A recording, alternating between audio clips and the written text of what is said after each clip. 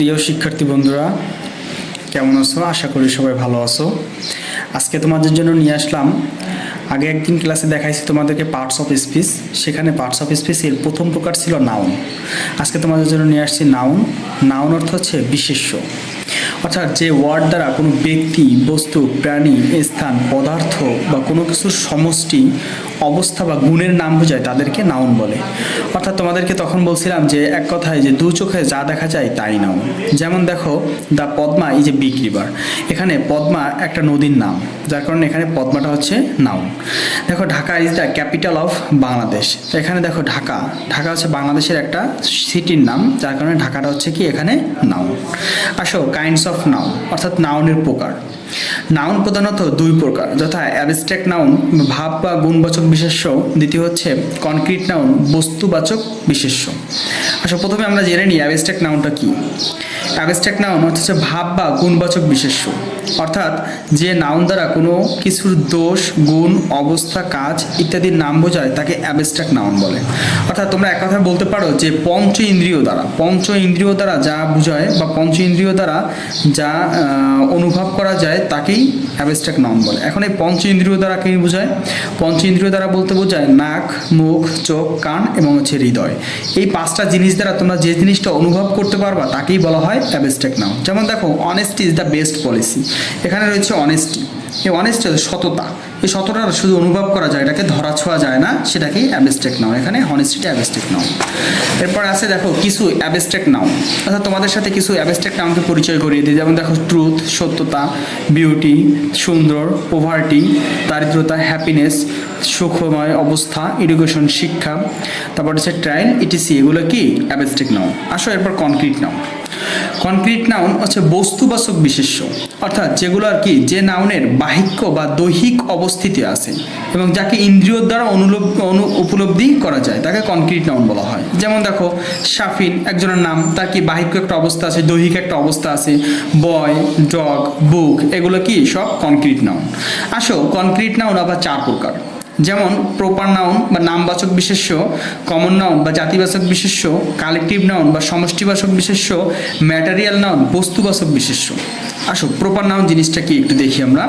Proper noun অর্থাৎ নামবাচক বিশেষ্য, অর্থাৎ প্রপার দেখেই তোমরা বুঝতে পারতেছো যে নাউন দ্বারা কোনো একটি নির্দিষ্ট ব্যক্তি, বস্তু, স্থান প্রভৃতির নাম বোঝায় তাকে প্রপার নাউন বলে।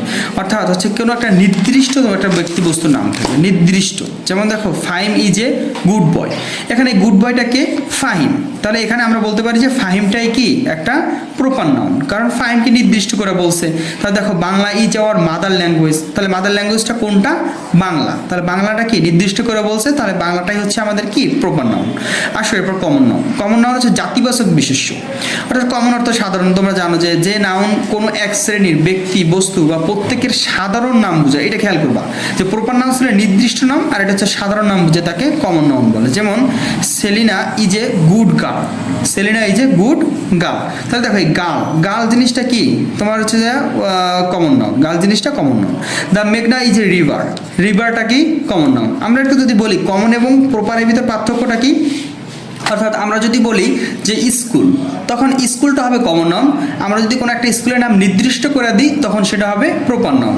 ঠিক সেমভাবে রিভার হচ্ছে নদী, যখন আমরা নির্দিষ্ট করে মেঘনা রিভার বলবো তখন সেটা হবে প্রপার নাউন, আর যখন শুধু রিভার বলবো তখন সেটা হবে কি কমন নাউন। আসো এরপর কালেকটিভ নাউন। কালেকটিভ নাউন হচ্ছে সমষ্টিবাচক বিশেষ্য, অর্থাৎ যেটা একজনকে নিয়ে হবে না, কিছু সমষ্টি। এক কথা দেখা যায় সদস্য বিশিষ্ট নামকেই কালেকটিভ নাউন বলে। অর্থাৎ সদস্য বিশিষ্ট বলতে কি, সদস্য হলে এক দুইজন না, অনেক কয়জনকে নিয়ে তোমার একটা সদস্য বিশিষ্ট হয়। বা সমষ্টিবাচক হতে গেলে কিছু লোক একসাথে জড়ো হতে হয়, তাকেই বলা হয় সমষ্টিবাচক। যেমন দেখো, বলছে the will join the army. আচ্ছা দেখো, আমরা যখন দেখি রাস্তায় একটা লোক আর্মির পোশাক পরে হেঁটে যায়, তখন আমরা বলি দেখ একটা আর্মি যাচ্ছে। আসলে ওনার নাম তো আর্মি না, ওনার নাম তো একটা নাম আছে, কিন্তু আর্মি কি তাদের ওই পোশাকের যত লোক আছে বা যত জনগোষ্ঠী আছে তাদের কি বলা হয় কি আর্মি। তাহলে এখানে বলতে পারলাম যে আর্মিটা একটা কালেকটিভ নাউন।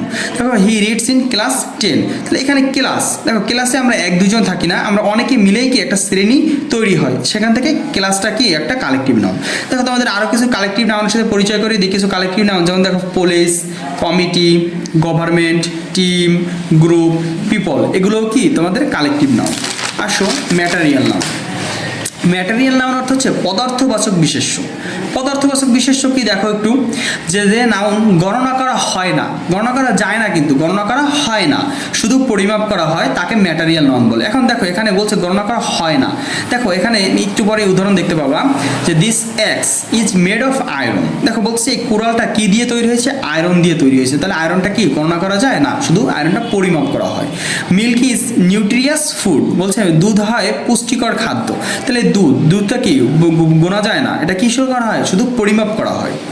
বলছে কিছু ম্যাটেরিয়াল নাউন তোমাদের সাথে পরিচয় করাই দিই। কিছু ম্যাটেরিয়াল নাউন দেখো, silver, meat, cloth, water, oil, rice, salt. এখন দেখো তোমাদের উপরে বলছিলাম যে গণনা করা হয় না, যায় না কিন্তু বলিনি। দেখো রাইস কিন্তু গণনা করা যায় কিন্তু গণনা করা হয় না, সল্ট কিন্তু গণনা করা যায় কিন্তু গণনা করা হয় না, ঠিক আছে। দেখো তাহলে আবার একটু বলি যে আবার গণনার ভিত্তিতে নাউন দুই প্রকার। নাউন তখন প্রধানত ছিল দুই প্রকার, সেখান থেকে আবার কনক্রিট নাউন 4 প্রকার ছিল। এখন হচ্ছে নাউন গণনার ভিত্তিতে আবার নাউন দুই প্রকার। গণনার ভিত্তিতে গণনা হচ্ছে কি গণনা করা যাবে কাউন্টেবল নাউন আর কি আনকাউন্টেবল নাউন। এন্ড কাউন্টেবল নাউনটা একদম সিম্পলি কাউন্ট করি, আমরা সবসময় বলতে থাকি কাউন্ট করি, যাতে যে নাউন গণনা করা যায় সেটাই হচ্ছে কাউন্টেবল নাউন। যেমন হচ্ছে টয়, বয়, হেন, পেন, ইটিসি এগুলা। আনকাউন্টেবল নাউন যে নাউন কি গণনা করা যায় না কিন্তু ওজন দ্বারা পরিমাপ করা যায়। যেমন কি there is little water in the pond. তাহলে এই যে ওয়াটারটা এই ওয়াটারটা কি আমরা গণনা করতে পারি না, ওজন দ্বারা পরিমাপ করা হয়। He does not have any money. তাহলে এই যে মানিটা এখানে কি আনকাউন্টেবল নাউন।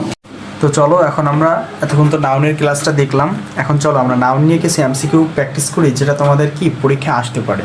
এমন কিছু নাউন নিয়ে আমরা এখন প্র্যাকটিস করি। দেখো প্র্যাকটিস অফ নাউন প্রথমে প্রশ্ন করছে যে হুইচ ওয়ান ইজ নাউন। দেখো নিচে 4টা অপশন দিছে, এখান থেকে বলতেছে তোমাদের কোনটা নাউন। দেখো বলতেছেন এখানে স্পেস, স্পিক, সে, টেল। এখান থেকে হচ্ছে স্পিকটা কি, স্পেসটা কি তোমাদের নাউন। তারপর দ্বিতীয়ত বলতেছে which of following is a noun. বলতেছে নিচের কোনটি তোমাদের নাউন আবার বলতেছে। দেখো বলছে কুইকলি, রান, হ্যাপিনেস, নাইস। ঠিক আছে, এখান থেকে হচ্ছে হ্যাপিনেসটা তোমাদের নাউন। এখন দেখো বলছে 3 নম্বর প্রশ্নে যে which of the following is a collective noun. এখন তো কিন্তু নাউনটা নির্দেশ করে দিচ্ছে। আগের প্রশ্নে কিন্তু ছিল কোন নাউন, শুধু নাউন, তাহলে 4 প্রকারের যে কোনো একটা নাউন আসলেই হয়েছে। কিন্তু এখন বলতেছে যে which of the following is a collective noun. Collective noun বলতে কি তোমাকে নাউনটা নির্দিষ্ট করে দিয়েছে যেটা কোন নাউন হতে হবে। কালেকটিভ নাউন, কালেকটিভ নাউন কোনটা দেখো বলতেছে টিম, মাউন্টেন, বুক, হ্যাপি। ঠিক আছে, এখান থেকে কালেকটিভ মানে আমরা জানি সমষ্টিবাচক, তাহলে কি আমাদের টিমটা হচ্ছে কালেকটিভ নাউন। 4 নম্বর প্রশ্ন করছে চোজ দ্য অ্যাবস্ট্রাক্ট নাউন। এখন তোমাকে আবারও নির্দিষ্ট করে দিচ্ছে যে কোনটা নির্দিষ্ট মানে অ্যাবস্ট্রাক্ট নাউন। অ্যাবস্ট্রাক্ট নাউন কোনটা? এখন অ্যাবস্ট্রাক্ট নাউন তোমরা জানো যেটা পঞ্চেন্দ্রিয় দ্বারা অনুভব করা যায়। তাহলে বলছে চেয়ার, ফ্রিডম, পেন, সিটি। এখানে ফ্রিডমটা কি মানে অ্যাবস্ট্রাক্ট নাউন। 5 নম্বর বলছে what type of noun is the word children. তো দেখো এই প্রশ্নটা একটু ডিফারেন্ট করছে যে what type of noun is the word children. তার মানে এই যে চিলড্রেন শব্দটা এটা কোন ধরনের নাউন? এই চিলড্রেন শব্দটা কোন ধরনের noun? Common noun, proper noun, collective noun, concrete noun. তাই এখানে আমি বলতে পারি যে চিলড্রেনটা কি কমন নাউন। তো সব বন্ধুরা আজকে এ পর্যন্তই।